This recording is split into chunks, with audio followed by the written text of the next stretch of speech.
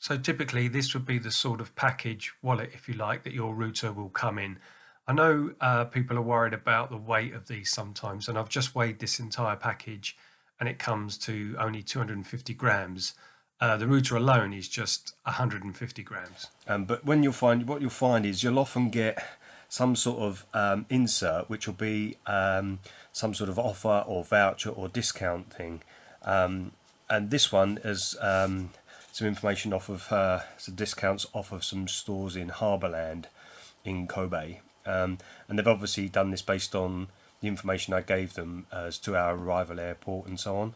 So that's quite good. They've selected it to be close to where we're travelling. So that's quite handy. And I know Harbourland and Mosaic, the shopping centre, Umie. So this is quite handy actually. So yeah, you might get something like that for the region that you're in.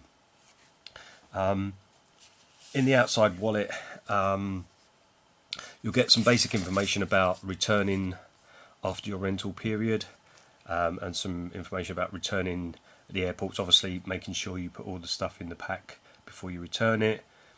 Also, crucially, make sure you return the pack before you pass through the departure gate, because quite often people go through the departure gate only then to realise, and they're going to have to post it back at their own cost. And there's typically a designated counter at the airports, and usefully inside as well. In this one, they've got location maps for each of the desks at the domestic and international terminals.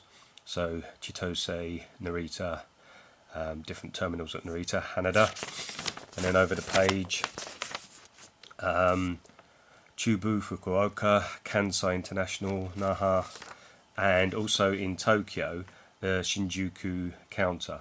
But just check that because yeah, I think it's going to be fairly restricted hours, 10 a.m. to 6 p.m. weekdays only. And again, some just notes on return by a delivery service if you want to post it back. So that's what's outside, and then inside the wallet you'll see it's it's quite compact really. With a zip, and inside you'll get. Typically you'll get the router.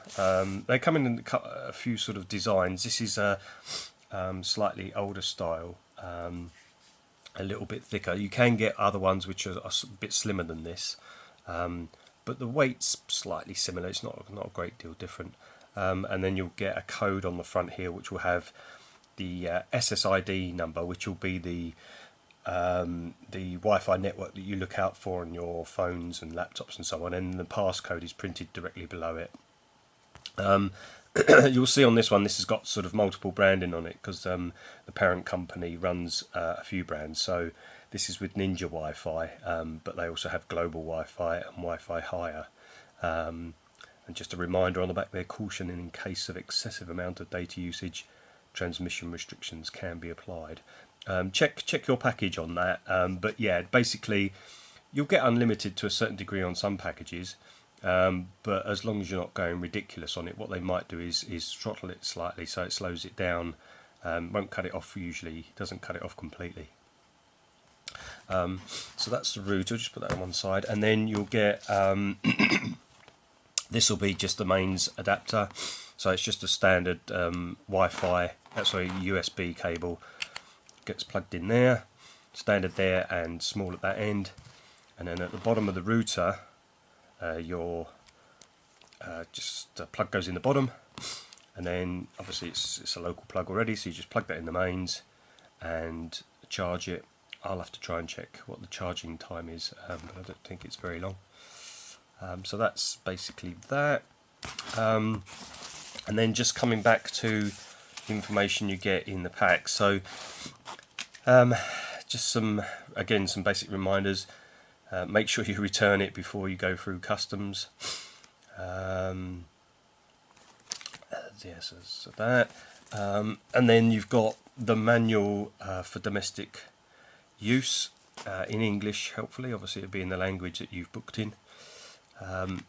Introduction, how to use it, all the settings, all the do's and don'ts before you start using, and so on.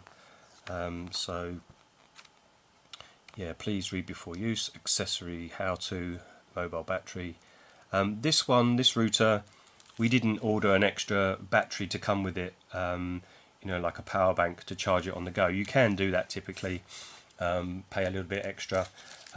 We have our own power bank, so we just don't need to use it. We don't need to book one usually. But if my wife and I are travelling, then we always book 2 routers, because chances are you're going to need them when you're out of contact with one another. When you're out of distance of one another, rather, you can have multiple users and devices use the one Wi-Fi router.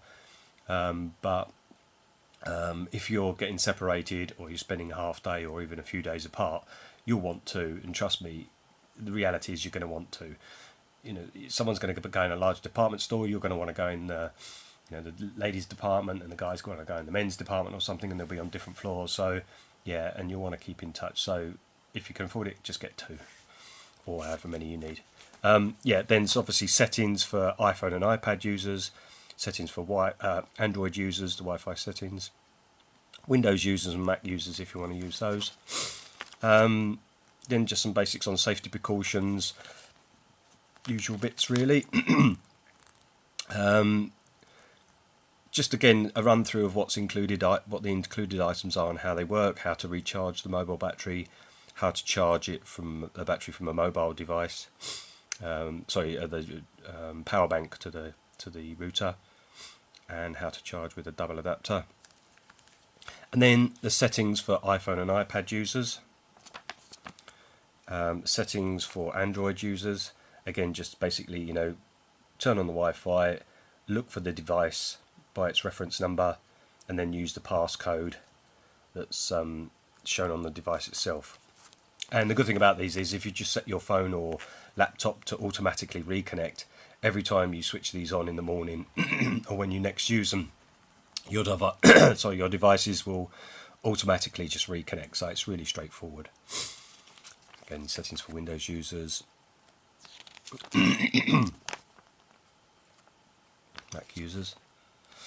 So that's that. And then the actual, there is a little bit extra here of just some sort of technical stuff about the device, how to use it, what not to do, and so on, some basics. A little bit on troubleshooting, a little bit about the LCD screen settings.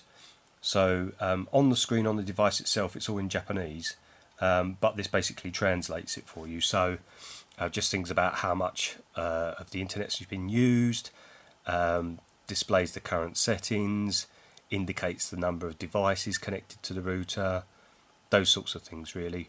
Whether the Wi-Fi reception signal is strong, weak, or if there's no service, network type, 4G, 3G, etc.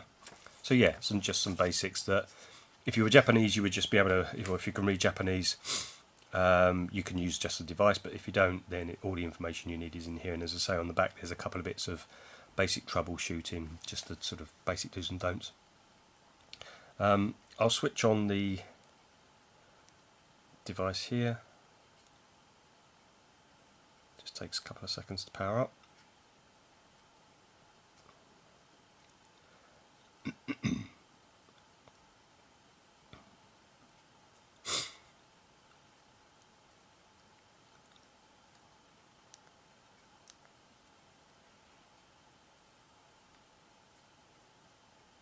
It needs a bit of a charge actually. So yeah, it'll show the current time local and the date, what your connection is like, what sort of service reception you're getting. Obviously in the top right there is the how much battery you have. It's a fairly good indicator actually. It sort of steadily goes down. It's 4 blocks, and when it gets down to the last block it goes red, so you know you really do need to charge it fairly soon. So that works quite well. Yeah, so just going to go into the settings. So you just kind of swipe up, and here are the individual settings. So again, as I said, they're in Japanese, so you're not going to have much joy with it on its own, but as I say, you've got these other bits of information here. This sort of walks you through the screen options and what each of the settings means. I mean, some of them are just, you just won't need to. In fact, I never ever use this. You just don't need it unless you want to do some troubleshooting or something specific. They just work, and you just sort of switch it on in the morning and forget about it. The only thing I would do is just keep an eye obviously on the battery strength, and if it's running low, just switch it off when you're going to have some lunch or something like that and you think you're not going to be using it. Or if you're on the Shinkansen, you could switch it off when you're on the Shinkansen, because you can log on to the free Wi-Fi on the Shinkansen. That's the bullet train, and you just won't, you know, sort of drain your device too much. But yeah, the other thing that I always recommend is to just always travel with one of these in your bag, so you can just always plug it in. We always have a power bank, so if, you know, worst comes to worst and you're in the middle of nowhere and you need to charge it, you can just plug, you know, into the bottom there your power bank, and it can run off the power bank while it's charging, and it works at the same time. So it's charging and it works. So that's really good. Yeah, I mean, I don't really know what else to say about them. They're just rock solid. They always work. Very rarely do I have any connection problems. The only thing you might spot at times is sometimes the settings on them are so that if you haven't connected to it for a while, then it loses the signal. It kind of goes into sort of sleep mode. Doesn't switch off and the signal is still there, but your phone might drop the signal or something, in which case all I tend to do is just give it a shake, or just tap the screen to just get it, tap the device rather, to just get it, make sure it's back on like that, and it suddenly, you know, your phone will reconnect and find it again. But yeah, so hopefully that's it. So that's the device and the package. But basically, I can completely recommend them. I use them all the time, and yeah, just get one. They're great value.